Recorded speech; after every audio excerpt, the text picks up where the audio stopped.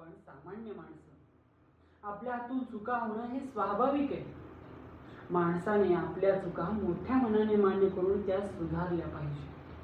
पण त्या चुका जर अहंकारामुळे होत असतील तर त्या अहंकारी माणसाला नियती धडा शिकवल्याशिवाय राहत नाही.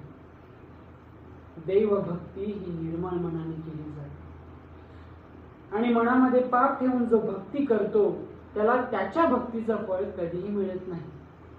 म्हणून नेहमी चांगले कर्म करत राहा, कारण हेच कर्म उद्या तुमचं रक्षण करतात. मग तेव्हा कोणत्याही धाग्या दोऱ्याची किंवा तावीज दंडाची आवश्यकता भासत नाही.